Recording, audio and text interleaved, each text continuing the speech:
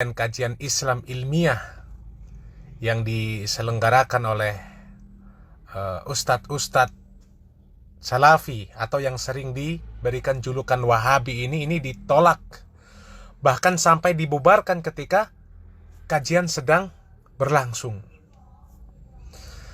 Dan tentu kita juga paham alasan mereka yang melakukan penolakan dan pembubaran tersebut, tapi kita tidak tahu secara pasti apa motif dibalik penolakan dan pembubaran kajian tersebut. Namun seiring dengan berjalannya waktu, dakwah yang sering difitnah sebagai aliran Wahabi, ya, atau disebut dengan aliran yang menjadi pintu masuk radikalisme, ekstremisme, terorisme, dan lain sebagainya, dan juga disebut mengharamkan tahlil, mengharamkan sholawat, mengharamkan ziarah kubur, ya.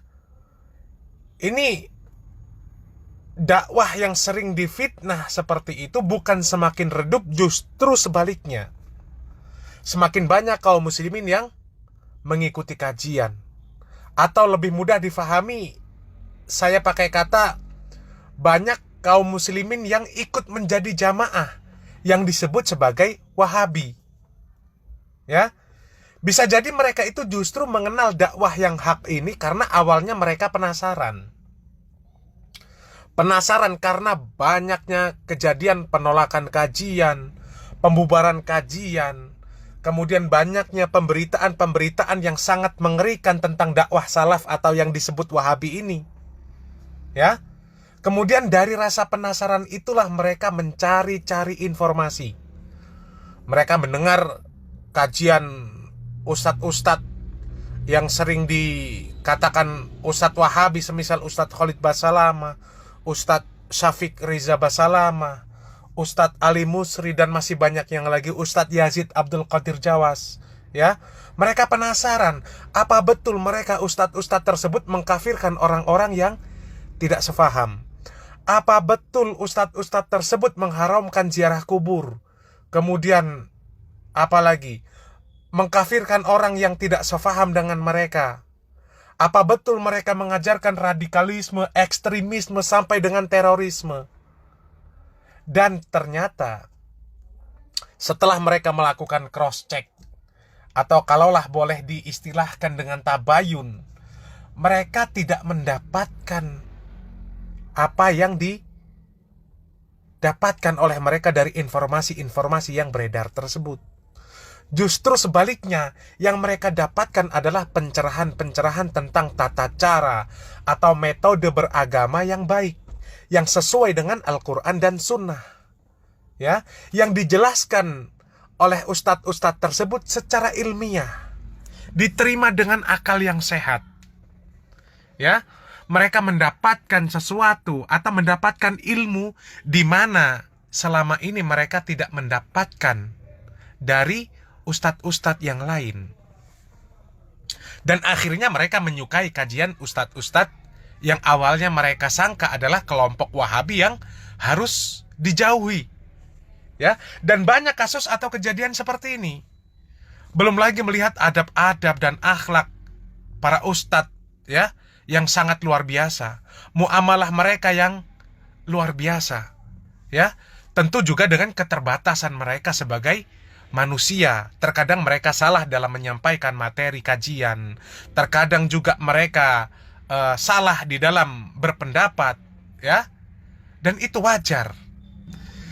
Dan seandainya tidak melalui permasalahan-permasalahan itu semua, tidak mungkin, ya.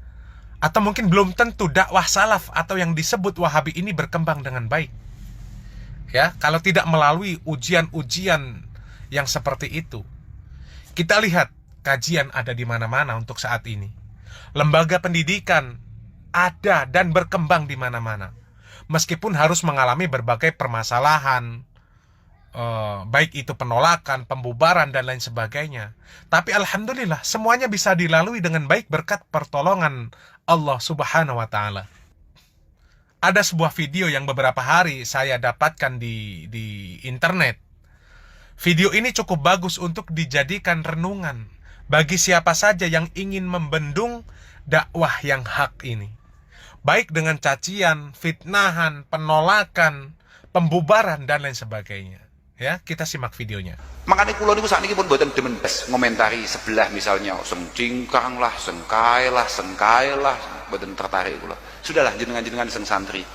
Tampilkan bahwa jenengan adalah solusi. Beres gitu. Mereka semua yang ikut teman-teman sebelah itu karena merasa ngaji itu yang pantas ke sana. Nah, pertanyaannya jenengan di mana kok sampai jenengan tidak dianggap pantas untuk diikuti? Sudahlah, tidak usah ngomentari sana. Mereka semuanya itu pengen ngaji.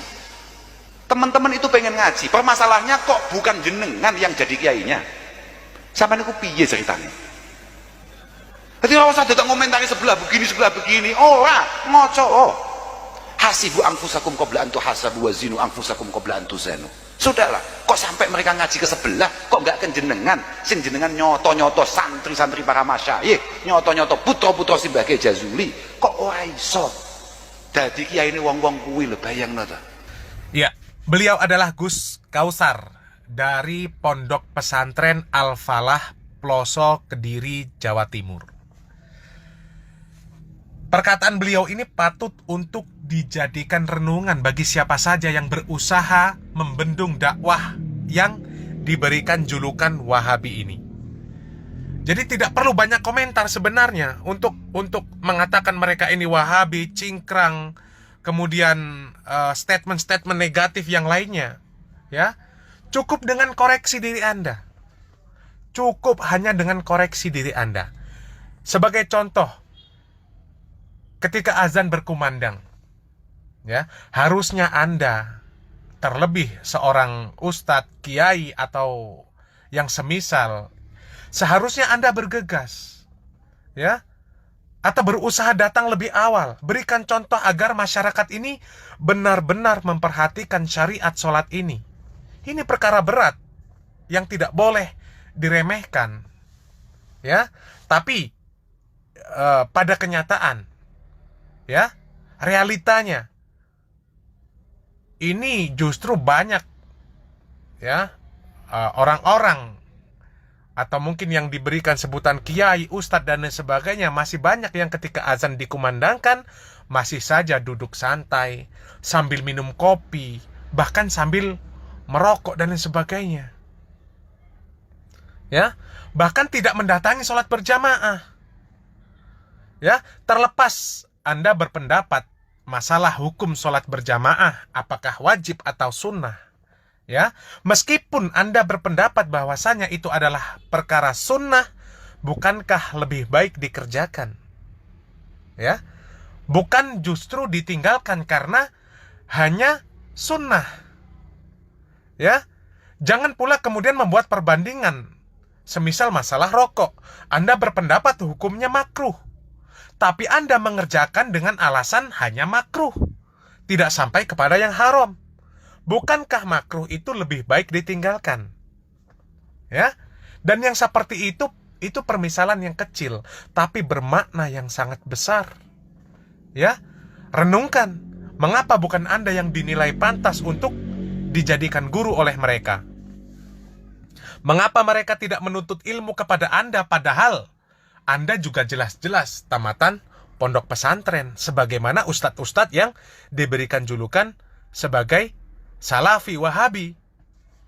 Ya, dan benar apa yang disampaikan oleh Gus Kausar. Tampilkan diri Anda bahwa diri Anda adalah solusi. Sampaikan dakwah ini dengan benar, sesuai dengan Al-Quran dan Sunnah, sesuai dengan pemahaman para salafus soleh. Sebagaimana firman Allah Subhanahu wa ta'ala di dalam Al-Quran, Kul hadhihi sabili ad'u ilallah ala basiratin ana wa manittaba'ani wa subhanallahi wa ma ana minal musyrikin. Katakanlah wahai Muhammad, inilah jalan, inilah agamaku, ya, ad'u ilallah, aku menyeru kalian kepada Allah Subhanahu wa ta'ala ala basirah, di atas sesuatu yang bisa diyakini, jelas, di atas sesuatu yang jelas, ya. Jadi agama Islam ini adalah agama yang jelas tuntunannya, jelas sumber tuntunannya, jelas pedomannya, ya. Rasulullah Shallallahu Alaihi Wasallam mengajak manusia kepada Allah di atas basirah, ya. Islam ini sudah sempurna dan jelas tuntunannya.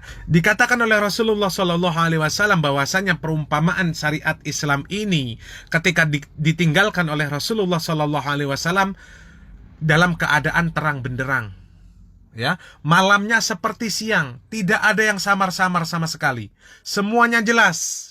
Tidak ada yang tertinggal ajarannya, tidak ada yang tertinggal tuntunannya. Semuanya sudah disampaikan oleh Rasulullah Shallallahu Alaihi Wasallam, dan siapapun yang berpaling dari syariat Islam ini dia pasti binasa.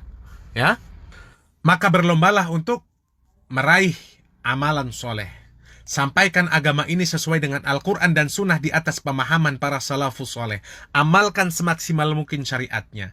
Berikan contoh kepada umat, maka bisa dipastikan mereka akan datang dengan sendirinya. Mereka dengan sendirinya akan datang kepada Anda, menjadikan Anda sebagai guru, menjadikan Anda sebagai rujukan ketika mereka menemui permasalahan. Tidak perlu Anda menebarkan kebencian, menebarkan fitnah, dan sebagainya. Barakallahu fikum. Wassalamualaikum warahmatullahi wabarakatuh.